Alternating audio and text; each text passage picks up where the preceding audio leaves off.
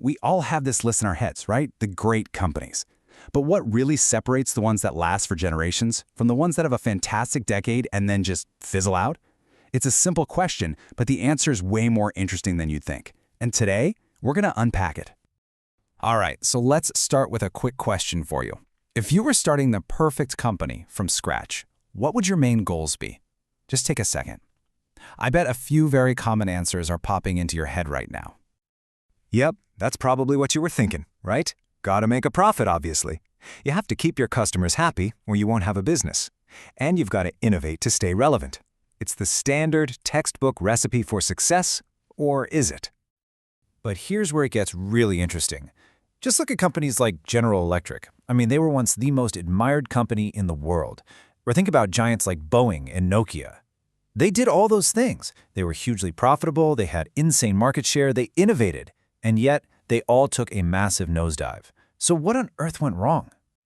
Well, this kind of proves that things like profit and market share, they're just the results. They're the scoreboard, not the actual engine driving the car.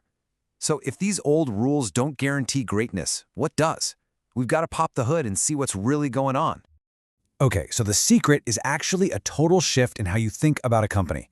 The truly great, enduring companies aren't just in the business of making stuff or selling services. They've built something way more powerful, a learning machine. And a perfect example of this in action? Let's talk about McKinsey. They're a consulting firm that's managed to stay at the absolute top of their game for almost 100 years. Now, their product is knowledge, sure, but their real secret is in how they create it. So this presents a huge choice. A company can build its whole business around solving the same problems over and over. And sure, that's efficient, but you're basically just running on a treadmill. Eventually, that work gets automated or sent somewhere cheaper. But the other path, the McKinsey path, is all about hunting for the brand new, hairy, unsolved problems. This isn't just about being a consultant. It's a strategy to force themselves to constantly learn and stay 10 steps ahead of everyone else. And that brings us to the big idea here, organizational learning. And I'm not talking about those boring HR training videos. This is a deep, company-wide culture of constantly seeking out, processing, and applying new knowledge. It's the real engine for long-term survival. Because, let's face it, in the world we live in now, the only competitive advantage that truly lasts is being able to learn faster than your competition. Okay, so if a company is a learning machine, what's the fuel? What's this knowledge we're talking about? Well, it isn't just one thing. It actually breaks down into two really different but equally crucial types. First up, you've got tacit knowledge. Honestly, this is the magic stuff. It's the gut feeling, the intuition, the years of experience that live inside your best people. You can't just write a step-by-step guide for it. It's that chef who just knows when the sauce is right. This is where the real breakthroughs and innovations come from. But a single genius with a bunch of magic in their head can't build a global empire, right? To get big, to scale, you need explicit knowledge.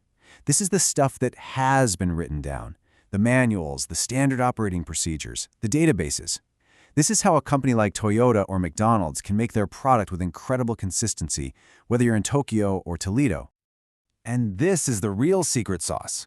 The truly great companies are absolute masters at this conversion process. They create an environment where that tacit, genius-level knowledge can flourish by tackling new problems.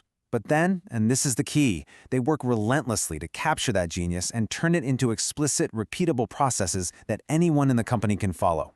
It's a cycle that turns a single spark of brilliance into a worldwide bonfire. Okay, so learning is the engine, we got that. But how does that engine actually make the car go forward? How does it translate into actual profit and power in the market?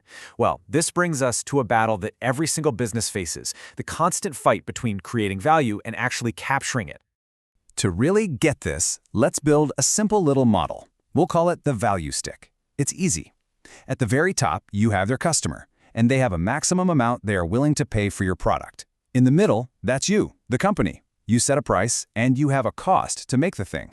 And all the way at the bottom is your supplier, who has what we call an opportunity cost, basically what they could get for their stuff elsewhere.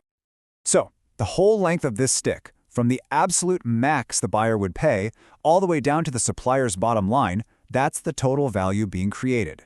Think of it like a pie, and everyone wants a slice. The buyer gets a slice, the deal they feel they're getting, the supplier gets their slice, and that piece in the middle that your company keeps, The difference between your price and your cost? That, my friends, is your profit. Let's make this super clear with a classic example. Nike. You've got a factory in Vietnam that physically makes the shoe. They are absolutely creating value. But who captures the vast majority of that value? It's Nike. Why? Because of their R&D, their design, their brand, their marketing. See?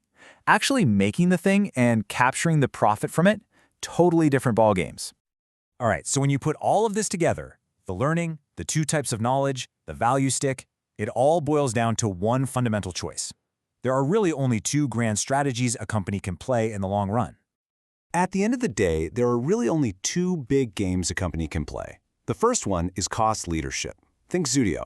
Your whole strategy is focused on one thing, pushing down the bottom of that value stick. You want to lower your costs so you can offer the lowest price. The other game is differentiation. This is Apple, this is Dyson. Here, your entire focus is on raising the top of the value stick.